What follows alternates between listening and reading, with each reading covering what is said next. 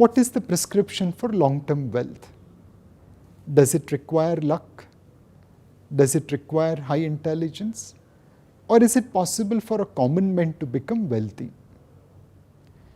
I think these are the 3 mantras for becoming wealthy. 1. Regular investment.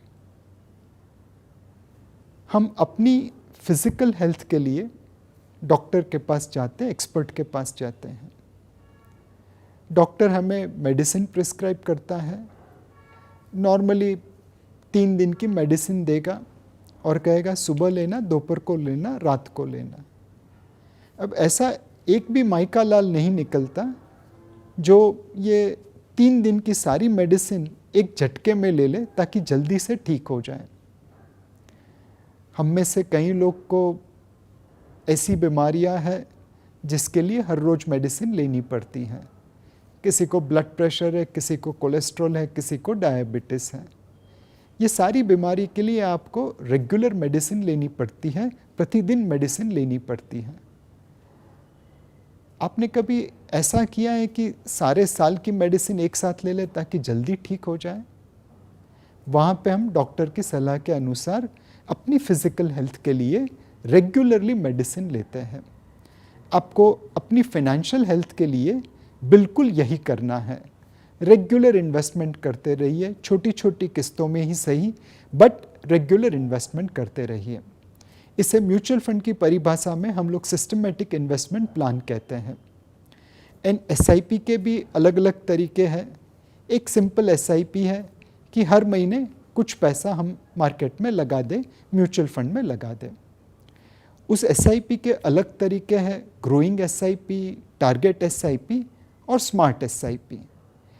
एक बार आप simple SIP कर लें, उसके बाद ये तरीके भी ध्यान में रखने चाहिए. What is simple SIP? Well, normally हम लोग सेविंग्स कैसे करते हैं? इनकम माइनस एक्सपेंसेस, जो बच गया वो सेविंग्स. बट वो गलत है. नॉर्मली आपको सेविंग्स कैसे करनी चाहिए? Income minus targeted savings equal to expenses. Second, ये जो सेविंग्स आपने तय कर ली है उसको हर महीने अपनी रिस्क प्रोफाइल के हिसाब से, अपनी एसेट एलोकेशन के हिसाब से अलग अलग इन्वेस्टमेंट्स में लगाते रहिए. नॉर्मली इक्विटी के लिए हम SIP प्रिस्क्राइब करते हैं, जो हर महीने आप छोटा मोटा पैसा इक्विटी म्यूचुअल फंड में या इक्विटी मार्केट में लगाते रहें. इसे सिंपल SIP कहते हैं.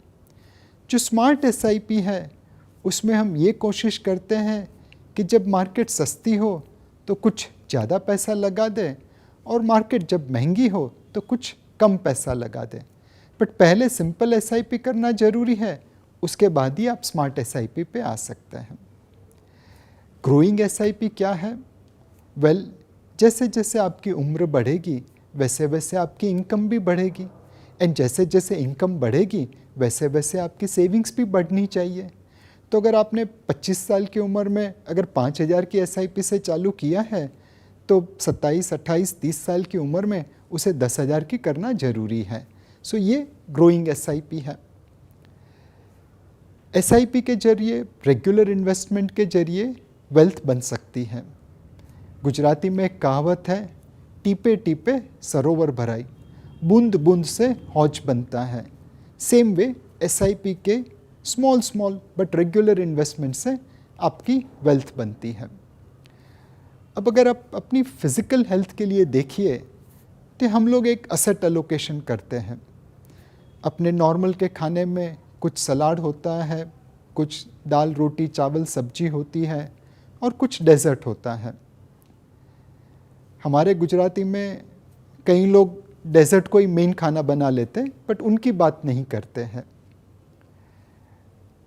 अब जब आप एक बैलेंस्ड डाइट खाते हैं, एक थाली खाते हैं, तो आपकी फ़िज़िकल हेल्थ बनी रहती है. आप सिर्फ डेजर्ट को ही पकवान बना लें और खाते रहें तो आपको डायबिटीज़ हो जाएगा, आपकी सेहत बिगड़ जाएगी. आप सिर्फ सलाद ही खाते रहे तो आप तंदुरुस्त तो रहेंगे बट टेस्ट नहीं मिलेगा. एंड इसीलिए एक बैलेंस बना देते हैं सूप, सलाद, मेन कोर्स से डेजर्ट का, कि आपको टेस्ट भी मिले और आपकी हेल्थ भी बनी रहे। यही चीज़ आपको फाइनेंशियल हेल्थ के लिए करनी है। आपके पोर्टफोलियो में अपनी रिस्क प्रोफाइल के हिसाब से कुछ पैसा डेट में लगाए, कुछ इक्विटी में लगाए, कुछ रियल एस्टेट में लगाए, कुछ कमोडिटी में लगाए, और वो कॉम्बिनेशन आपको टेस्ट भी देगा और आपको हेल्थ भी देगा। ये असेट एलोकेशन को अगर आप रैशनली समझना चाहते हैं तो this is one slide. Normally market अपनी फेयर वैल्यू के ऊपर चला जाए तो उसे एक्सपेंसिव कहते हैं, और फेयर वैल्यू के नीचे चला जाए तो सस्ता कहते हैं। Market becomes expensive normally in a तेजी की market, in a bullish market. Market becomes cheap in a bearish market. Now जब आप फेयर वैल्यू वाली मार्केट में है और प्राइसेस ऊपर चली जाती है, वैल्यूएशन महंगा होता है, तो आपको प्रॉफिट बुक करना चाहिए। बट कई बार ऐसा होता है कि आपने थोड़ा सा प्रॉफिट बुक किया बट मार्केट तो सर पर और आगे जा रहा है, तो ऐसे समय में आपको और बेचना चाहिए और प्रॉफिट बुक करना चाहिए। और अगर मार्केट किसी वजह से बबल जोन में पहुंच जाए, जैसे हमने 2000 या 2008 की साल में देखा था, तब बहुत ज़्यादा प्रॉफिट बुक करना चाहिए। Effectively in A expensive market you should B booking your profit. On the other hand ऐसा भी हो सकता है कि आपने फेयर वैल्यू के आसपास मार्केट खरीदा और वो नीचे आ गया, आपके पोर्टफोलियो में लॉस हो गई, but then you should be buying more.